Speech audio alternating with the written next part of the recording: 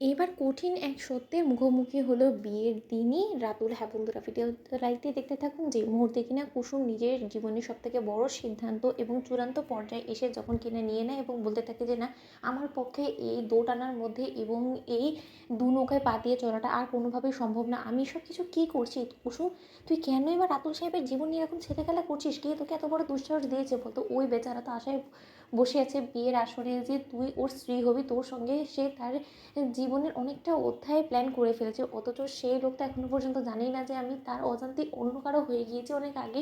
এবং সেই মানুষটার স্মৃতিতে সিঁদুর আমি এখনও স্মৃতিতে পড়ে আছি। না না, এরকম করে লোক ঠকানোটা কুসুম, তুই শিক্ষা অন্তত এরকম পাসনি। তোর মা বাবা তোকে এরকম শিক্ষা দেয়নি কুসুম। ঠিক সেই মুহূর্তে কুসুম যখন বলতে থাকে যে আমার পক্ষে আর এরকম জীবনযাপন করা সম্ভব না, আমি শুধুমাত্র আমি নিজেকে নয় বরঞ্চ আমি সকলকে নিয়ে খেলছি, সকলের জীবন নিয়ে, সকলের ইমোশন নিয়ে আমি খেলছি।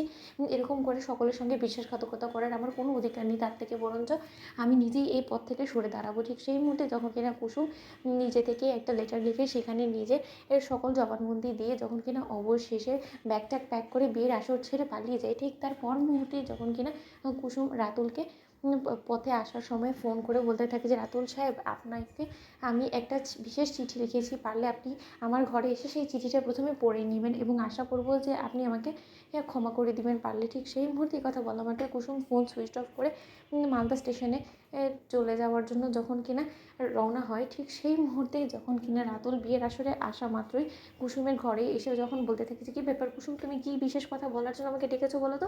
অন্যদিকে দীপালি যখন বলতে থাকে যে রাতুল বাবা, তুমি বরঞ্চ এই চিঠিটা পড়ে না, এটা কুসুম রেখে গিয়েছে তোমার জন্য। ঠিক সেই মুহূর্তে রাতুল যখন বলতে থাকে যে ও আমার জন্য রেখে গিয়েছে, তার মানে ও কোথায় গিয়েছে? আজকে তো আমাদের বিয়ে হতে চলেছে এবং এই সময় তো কুসুমের ছাদনাতলায় যাওয়ার প্রস্তুতি নেওয়ার কথা, সেই জায়গায় ও সে সকল কিছু না করে ও কোথায় গিয়েছে?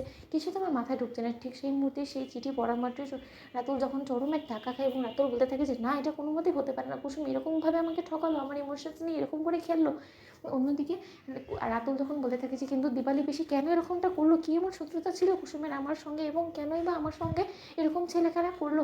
আমি তো কোনো মতেই আমার জীবনটাকে নিয়ে ওকে ছেলেখেলার কোনো রকম কোনো অধিকার দিইনি। অন্যদিকে রাতুলের চিৎকার চেঁচামেচির আওয়াজ শোনা মাত্রই যখন কিনা বাড়ির সূত্র সকলে জড়ো হয়ে যায় এবং আয়ুষ যখন বলতে থাকে যে কী ব্যাপার রাতুল, কী হয়েছে? ঠিক সেই মুহূর্তে রাতুল যখন বলতে থাকে যে আয়ুষ স্যার, কুসুম আমাকে ছেড়ে অনেকটা দূরে চলে গিয়েছে, ও কোনো মতে আমার সঙ্গে বিয়ে পিড়িতে বসতে ইন্টারেস্টেড না এবং ও আমাকে জীবনসঙ্গী হিসেবে কোনোভাবে অ্যাকসেপ্ট করতে পারবে না বলে এই চিঠিতে লিখে রেখে চলে গিয়েছে এবং ও বলছে যে ও কোনোভাবে আমাকে বিয়ে করবে না। কিন্তু আমার দোষটা কোথায়? ঠিক সেই মুহূর্তে আয়ুষ যখন সেই গোটা চিঠিটা পড়ে এবং ইন্দ্রাণী গাঙ্গুলি আয়ুষের হাত থেকে সেই চিঠিটা কেড়ে নিয়ে যখন সেই চিঠিটা পড়ে দেখতে পায় যে কুসুম বিয়ের আসর ছেড়ে চলে গিয়েছে, তার কারণ আয়ুষের সঙ্গে কুসুমের বিয়ে সে শ্যুটের কারণ। তো বন্ধুরা, লাইক এন্ড শেয়ার করে সাবস্ক্রাইব করুন।